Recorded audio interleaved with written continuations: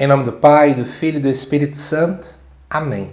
Amados irmãos e irmãs, é com muita alegria que nós estamos aqui para juntos estudar e meditar a primeira leitura que a Igreja nos apresenta para esta quinta-feira da segunda semana da Páscoa.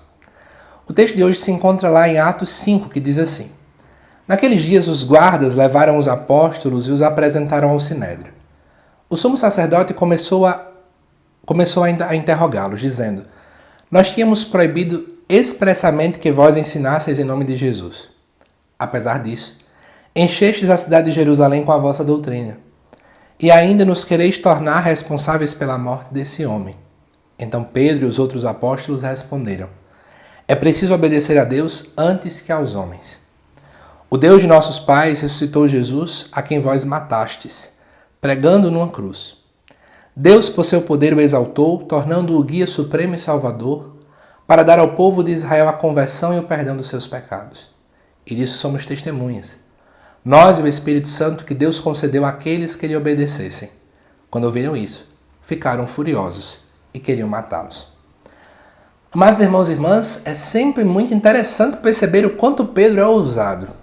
Neste versículo 29, ele vai nos dizer que é preciso obedecer antes a Deus do que aos homens.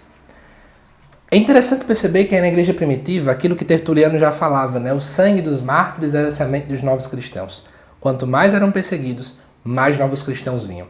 Quanto mais eles recebiam afrontamentos, perseguições, mais fé aquele povo tinha. Isso é muito sugestivo para nós, amados irmãos e irmãs, para a gente poder entender o quanto é que às vezes falta em nós também a mesma ousadia que se tinha nesse tempo. A mesma fé.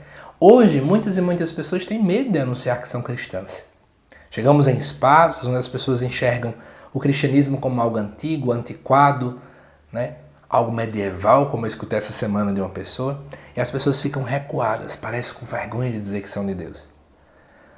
À luz desse texto, que a gente possa entender, verdadeiramente, antes obedecer, antes ouvir, porque a palavra obedecer quer dizer ouvir, ob audire, ouvir antes a Deus do que as pessoas. Não são as pessoas que devem ditar a minha vida, ditar os meus sonhos, ditar as minhas regras, mas sim Deus. Ele precisa estar sempre em primeiro lugar. Que Deus te abençoe. Eu te aguardo daqui a pouquinho para o estudo do Evangelho também nesta quinta-feira. Até lá!